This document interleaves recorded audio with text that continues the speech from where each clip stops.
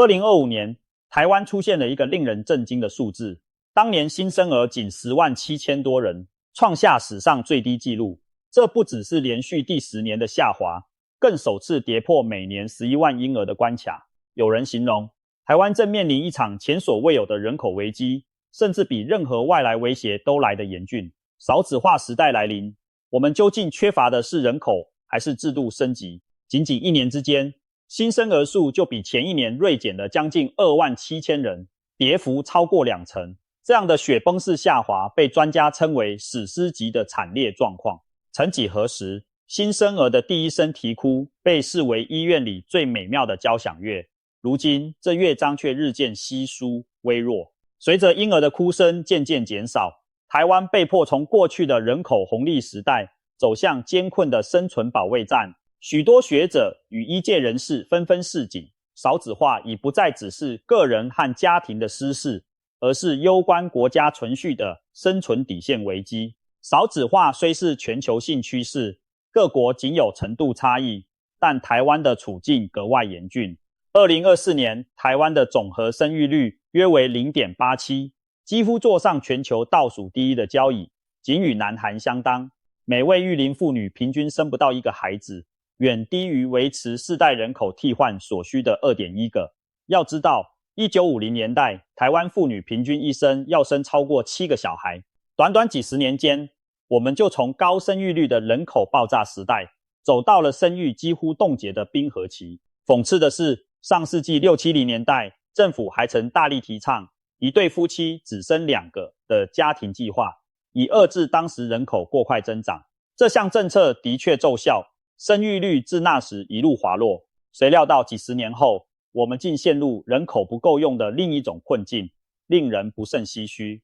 更可怕的是，台湾从2020年起已出现生不如死的局面，每年死亡人数都超过出生人数，哪怕传统迷信也难挽狂澜。2024年是备受期待的龙年，但出生数竟然比前一年的兔年还低。过去人们相信龙年会迎来生育高峰，如今现实的经济与社会压力早已胜过民俗影响。到了2025年，新生儿总数进一步萎缩至10.7万多人，死亡人数却高达20万以上，两者差距逼近93000。短短1年就有一个中型城市的人口在账面上消失。此外，台湾也在2025年底正式跨入了超高龄社会的门槛，65岁以上人口占比突破 20%， 老人越来越多，年轻人越来越少。如此发展下去，人口金字塔势必倒挂，社会的新陈代谢将趋于停滞。国家发展委员会推估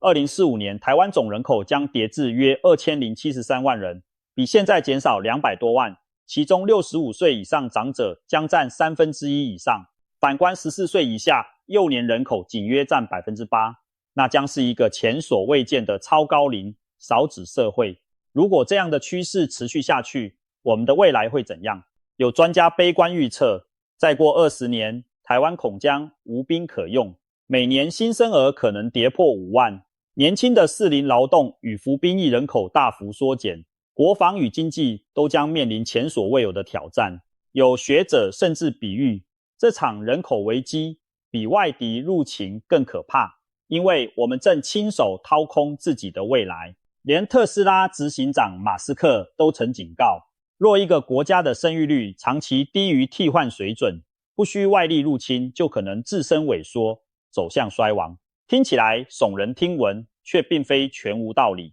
一旦年出生数长期低于10万，意味着6年后每个学龄年级学生总数都不足10万，许多幼儿园、小学、中学将难以维持运作，大学更可能掀起倒闭潮。随后，婴幼儿用品、托育机构、补习教育等产业也会因市场萎缩而连锁崩溃。更严峻的是，劳动人口逐年减少，而需要照护的高龄长者却与日俱增。目前约有4名壮年子弟供养1名老人，若出生率长期超低，未来可能变成一对年轻夫妇要抚养4位甚至更多长辈。无论教育、经济、国防或社福体系，整个社会结构都将面临沉重压力的考验。或许这些预测听来悲观，我们不妨试着描绘一下未来的可能图景。某座小学的新生入学典礼上，1年级只有零零星星几个孩子，教室里大片的空位昭示着人口的凋零。知名大学往日热闹的宿舍楼因招不到学生而空荡废弃，校园里少了青春的笑声，只剩下岁月的痕迹。工厂产线上因为年轻劳工短缺，不得不引进更多自动化机器来维持生产。新兵训练中心的操场上，每届入伍的新兵人数一届比一届稀少，过去整齐壮观的队列变得单薄零落。这些看似极端的场景，正是少子化阴影下可能出现的真实写照。也有人提出另一种观点，人口少一点或许能减轻环境负担，提高人均资源，生活品质反而会上升。但现实情况是，当人口急剧萎缩且严重老化时，经济活力和创新动能也随之下滑，而庞大的养老和照护成本终究要由少数年轻人来承担。对台湾而言，人口骤减带来的社会冲击远比人口适度减少的好处大得多。那么，台湾的孩子都去哪了？为什么年轻世代不婚不生如此普遍？一些长辈将矛头指向年轻人，太自私，太贪图享乐，认为现在的年轻夫妻宁愿养宠物，也不愿生小孩。然而，我们必须深入剖析，究竟是年轻人不想生，还是现实环境让他们不敢生？不妨来看看一对现实中的年轻夫妻。32岁的明轩和30岁的小琪结婚2年，住在台北市近郊一间小小的公寓里。两人都有稳定工作，每月合计收入约7万元。面对周遭长辈亲友频频的催生声浪，他们也曾憧憬过未来有个可爱的宝宝。然而，每当讨论起实际问题，两人总是迟迟无法下定决心。算笔经济账吧，房租每月就要2万多元，剩下的薪水扣除基本开销，交通、水电，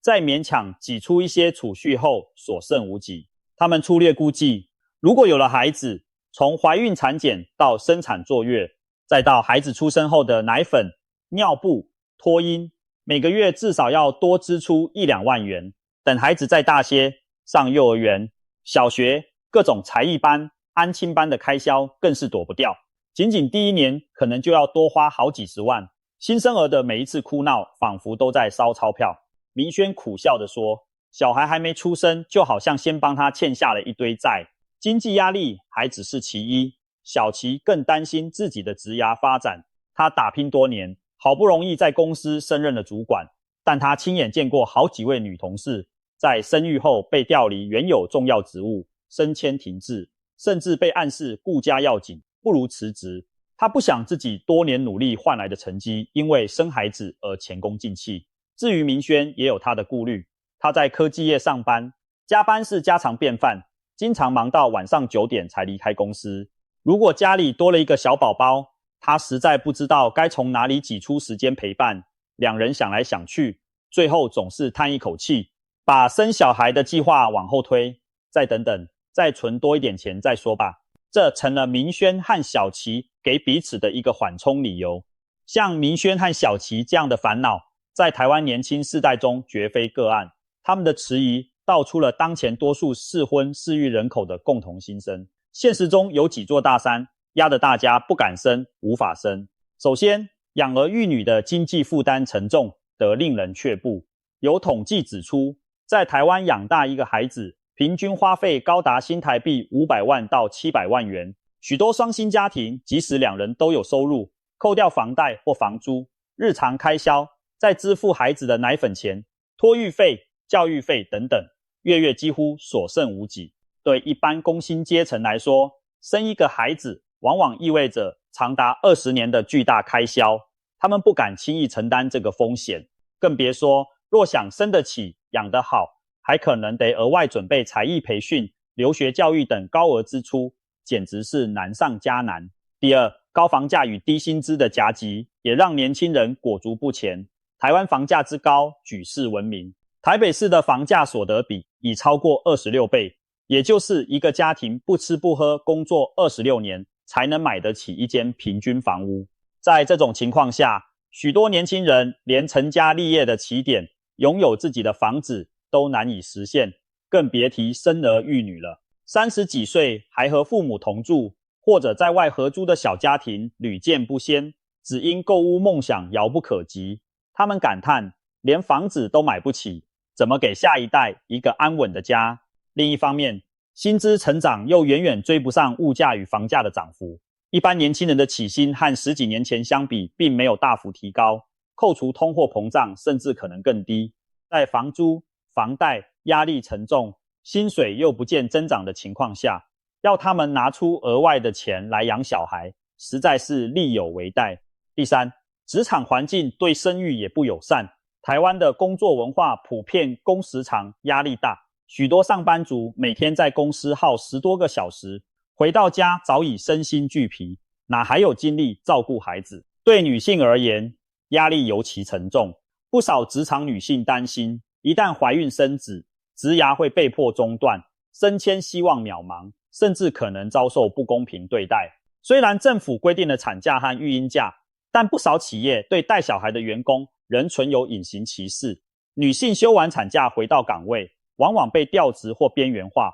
在此情况下，不少女性为了保障自己的职场地位，索性选择不生，以免多年心血付诸东流。对男性而言，台湾社会对爸爸请育婴假的支持度也不高，许多新手爸爸不敢或不愿请太长的育婴假，怕影响工作表现。当职场无法同时包容一个人身为父母和员工的双重角色时，年轻人生育的意愿就会大打折扣。第四，传统性别分工的压力也是一大隐形阻力。在许多台湾家庭中，育儿和家务主要还是由女性承担，即便夫妇双方都有工作也是如此。这导致女性往往面临双重勤务的处境，白天要上班赚钱，晚上回家还得照顾小孩，料理家事，长期下来谁都吃不消。如果另一半和周遭社会没有给予足够的支持，女性很容易在职场与家庭间疲于奔命，进而对生育产生畏惧心理。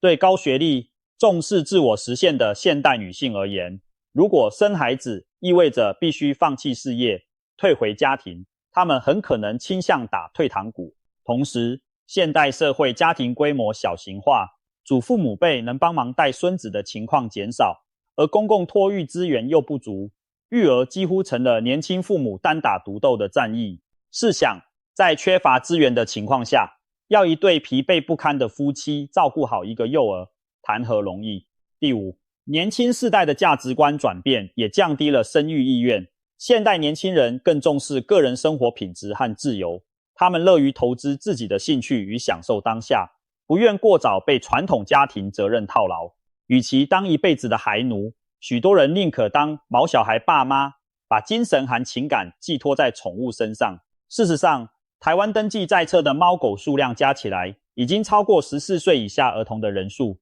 领养宠物不生孩子，成了一种颇为普遍的现象。相较于养育一个小孩，养宠物所需的金钱和精力都小得多，也没有长达20年的沉重责任。此外，如今育儿本身的压力也比过去大得多，孩子要上好学校、学才艺，家长得一路盯着功课考试，稍有不慎就怕孩子输在起跑点。许多人想到要陪孩子写功课、赶补习，自己可能比孩子还累，就宁可打消生育念头。难怪许多评论形容台湾和邻近的日本、南韩一样，正逐渐成为一个低欲望社会。年轻世代对买房、结婚、生子都兴趣缺缺，更在意自己的生活品质与自由。传统上，结婚生子的人生路径对年轻一代的吸引力已经大不如前。第六，晚婚不婚的趋势直接降低了生育的可能性。台湾的年轻人普遍结婚越来越晚，甚至有相当比例选择不婚。根据统计，2023年35到39岁的人口中，将近一半未婚，这比2000年时高出25个百分点。换言之，越来越多人在传统适婚年龄仍然单身一人，当然也就谈不上生小孩。而在目前社会风气下，未婚生子仍非主流选项，许多人宁可不婚不生，也不愿打破社会常规。于是，结不了婚，往往也意味着不会生小孩。婚姻、生子、养育下一代，对今天许多年轻人而言，已经不再是人生的必经道路，而变成了一道需要审慎选择的考题。面对少子化的严峻挑战，台湾社会并非没有努力过。政府从2018年起推行少子女化对策计划，8年来投入的经费累计超过6000亿元，可谓下了大本钱。各地方政府也绞尽脑汁，祭出五花八门的奖励措施，生育现金津贴、每月育儿补助、第2胎、第3胎加码奖励、发送育儿礼券、新生儿礼包，只要想得到的方法都试了，然而结果却不如预期，出生人数依然逐年探底，总生育率甚至从 1.06 降到不到 0.9， 巨额的财政投入换不到婴儿的诞生，显示问题并不在于年轻父母缺乏补贴，而在于他们对未来的顾虑没有解除。因此，要让年轻人愿意生小孩，关键在从根本上升级我们的制度与环境，而不仅仅是喊几句口号。首先，必须打造更友善的职场环境。政府应推行更弹性的工时和休假制度，例如允许有幼儿的父母调整上下班时间或部分时段远端办公，让爸爸妈妈可以有更多时间陪伴孩子成长。同时，严格落实男性育婴假制度，强制雇主不得剥夺父亲陪产与育儿的权利，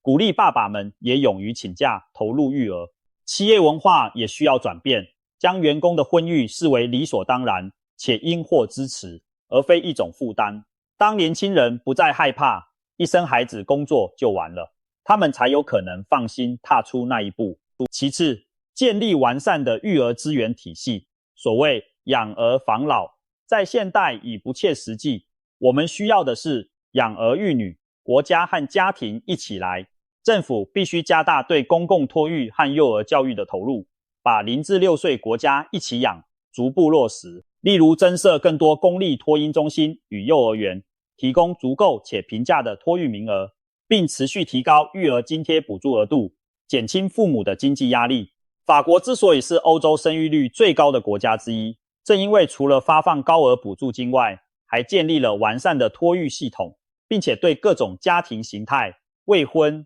同居、单亲等都一视同仁。台湾也应该借鉴这些经验，让双薪家庭敢放心生娃，因为知道孩子有人帮忙带，有人帮忙教，自己不会陷入孤军奋战的境地。值得一提的是，南韩在生育率跌至全球新低后痛定思痛，近年来加大了对年轻家庭的支援力度。2024年起，生育率出现了些许止跌回升的迹象，证明只要政策得当，趋势并非不能扭转。再来，社会文化观念也要随之升级，我们必须承认并包容更多元的家庭样貌和生育模式，不论是单亲家庭、未婚妈妈，还是未婚伴侣、共同育儿，甚至是同志伴侣养育孩子，都应在法律上予以保障，在社会舆论上予以尊重。当社会不再用有色眼光看待非典型的生育选择时，一些原本想当父母却被制度门槛挡住的人，就可能勇敢地踏出那一步。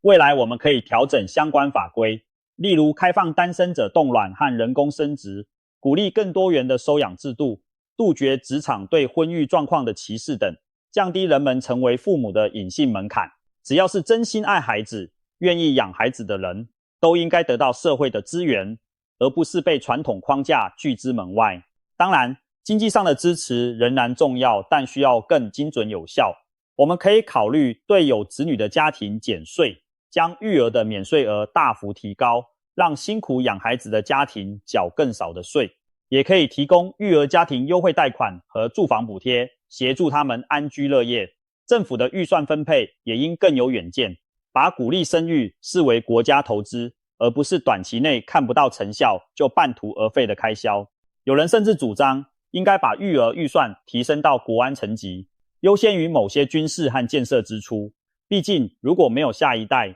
再多先进的武器和建设又有什么意义？这些建议或许有争议，但传达出一个讯息：挽救生育率需要破釜沉舟的决心和非常规的投入。最后，我们也要为人口减少的新常态做好准备。就算一切对策开始见效，台湾未来的人口结构仍将持续老化，在相当长一段时间内，新生儿数量都无法回到过去的水准。我们必须着手升级社会运行模式，以较少的人口维持经济与社会的活力，这意味着更倚重科技创新和生产力的提升，例如用自动化和人工智能来弥补劳动力的不足，发展智慧长照，让机器人和科技协助照顾老人，减轻年轻世代的压力，适度开放移民，引进外国人才与劳工，为台湾注入新血。还有因应人口结构变化，逐步延后退休年龄，鼓励高龄者持续参与劳动，